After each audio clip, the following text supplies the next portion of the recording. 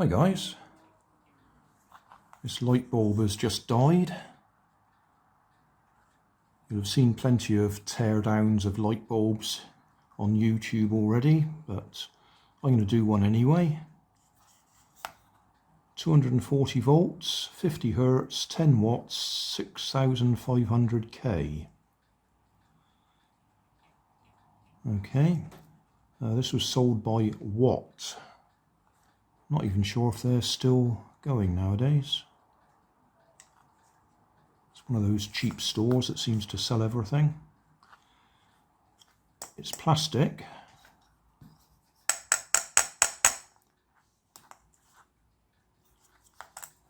If we start with the easy bit at the end, if I remember rightly, that bit should just pop out. Yep. And that just clamps on. There's a little wire sticking up right through the middle there for the for that terminal, and then the other wire's caught behind this piece when we look inside. I don't know if we can just pull this off. Oh yes, we can. There we go. Had a little bit of white glue of some sort around the edges. So, well, we can see straight away that LED is dead, or at least it's got a dead one in it, and that one's got a dead one in it.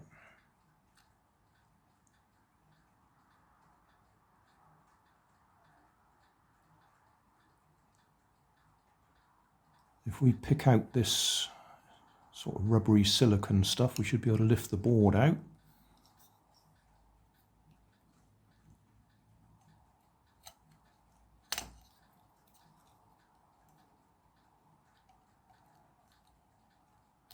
Big Clive does this sort of teardown with his eyes closed. He's done them so often.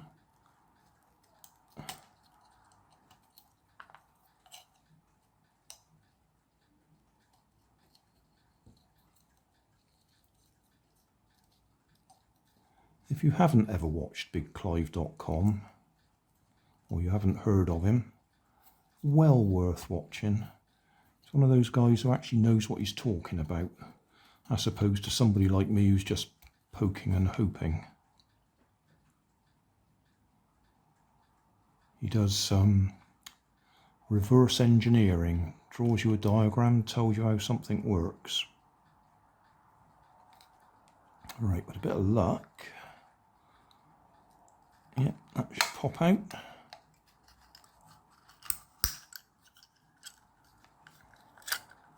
Right, it's actually held in place by the other wire, not the one that I've already loosened, but the one that's caught behind here.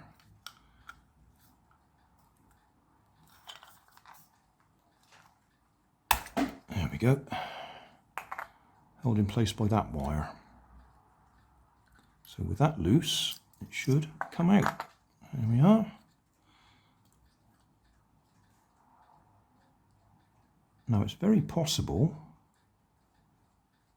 that might have been the fault, because those solder tags have just come away from the track.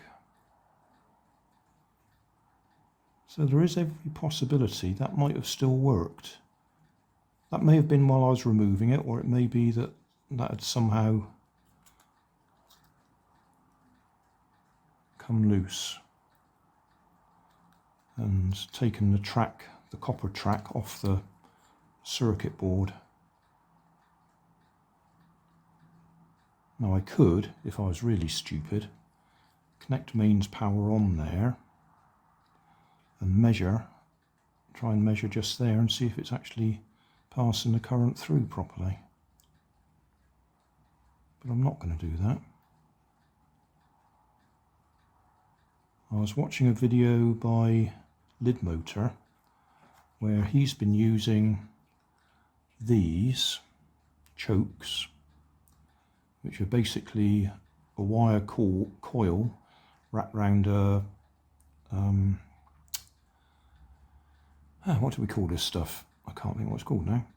It's not a metal core, it's a No, can't think what it's called. But when you pass current around it, it does become magnetic. So he's been using them for pulse motors.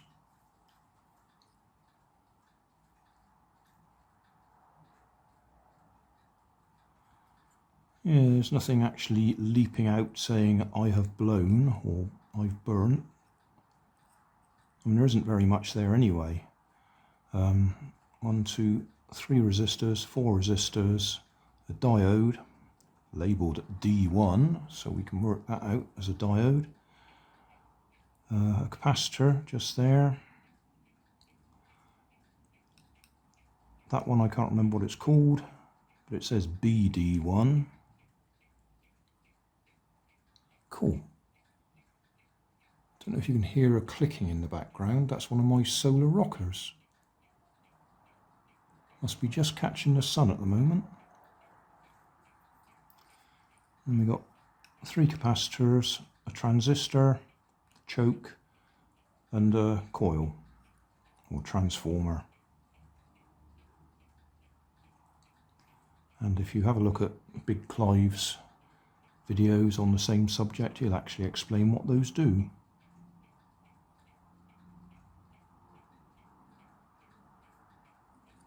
So I might desolder that and see if I can do a little pulse motor with it.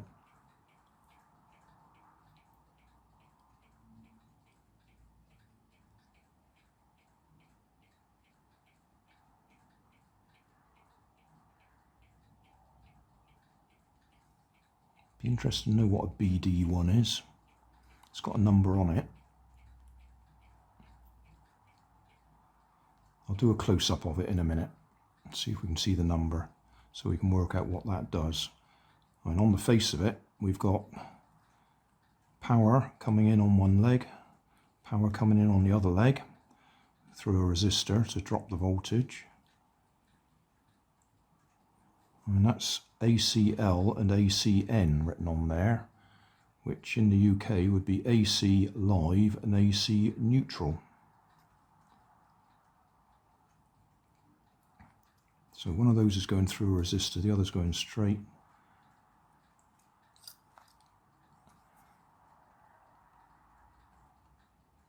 Yeah, I have to look what that is. But it's going through that to there and through that side to there.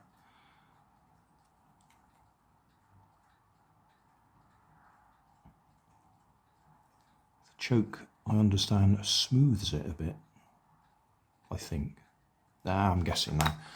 Yeah, if I remember, I'll put a link to one of Big Clive's teardowns. I just took this apart because I had an idea there might be a choke in it, and I might use that, see if I can do a pulse motor with it, following one of Lidmotor's videos. I'll put a link to Lidmotor's video as well in the video description. If you were really bored, you could try and actually get some light out of those LEDs, but I'm not going to try.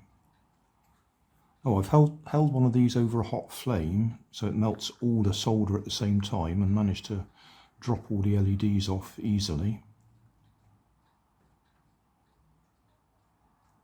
Saves you trying to individually desolder them. This whole thing is an aluminium heatsink, which means when you're trying to desolder them individually, it's very difficult because the heatsink takes all the heat away. And the circuit on there, if I catch the light right, you'll just be able to see the circuit covered in the grey paint. So each LED is on a separate little segment. Yeah, that'll do. We're up to 10 minutes now. And my only purpose was video it while I took that out. Oh, did I mention that transistor? I'll do some close-ups, see if we can get some numbers off the bits.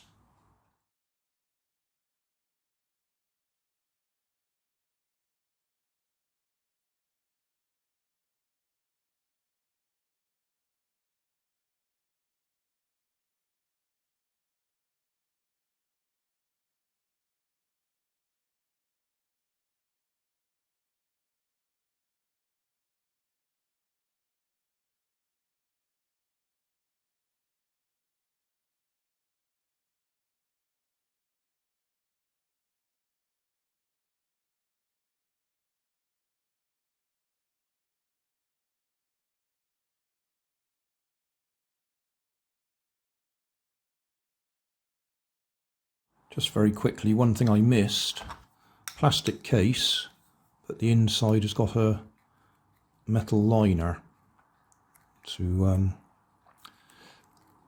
take the heat. Don't know if we can lift that out.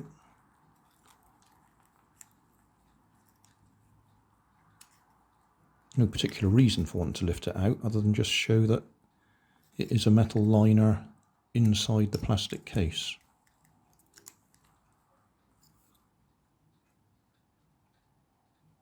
I should think aluminium, bearing in mind how easily that's bending with me jamming something up against it.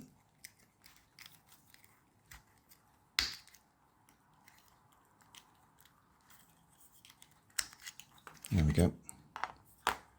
Yeah, so complete teardown now. Thanks for watching. If you want more information, check down below in the video description. If you like this video, you might like this one up here. And if you want to subscribe, you can check out my channel over here.